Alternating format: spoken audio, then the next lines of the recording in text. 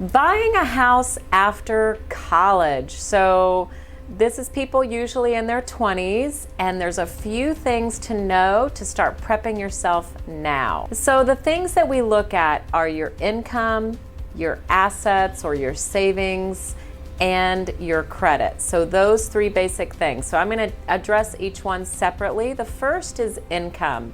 So normally we need to have a 2-year history of income for qualifying, and it doesn't have to be with the same job, but obviously when you get out of college you don't have that.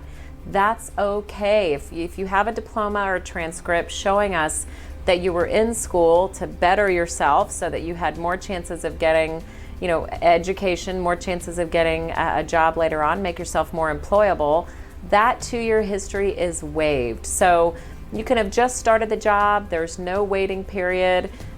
Let's say you graduated in May and you want to buy a house in August, totally fine. We're just going to need to know that you're full-time, that that you're working 40 hours a week. It can be salary or hourly, it doesn't matter.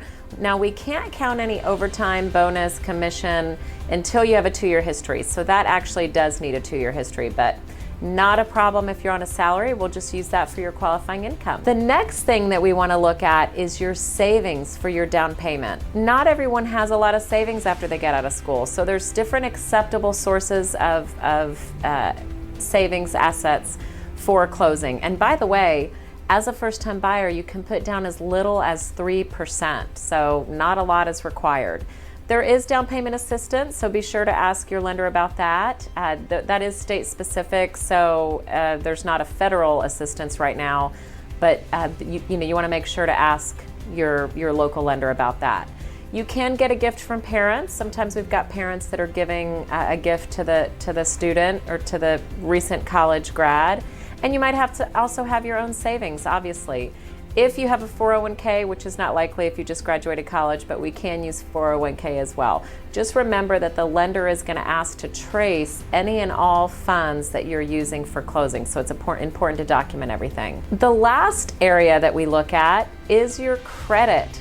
So being just a recent grad, you may or may not have a large history of credit. We do see a lot of young people have authorized accounts where they were on a parent's credit card. I know I have my son as an authorized user on my account to get him credit history, right? Well, what the lender's going to want to see is that you also have an account that stands alone on your own. So if your only credit is a card that you're on with a parent, you want to beware and develop your own credit. Not that hard because you've already got some credit.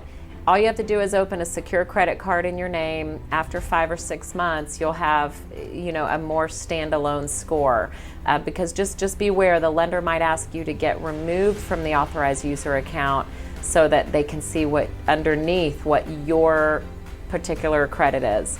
So again, income, assets, and credit, those are the 3 basic things. We love to make home loans to new first-time buyers.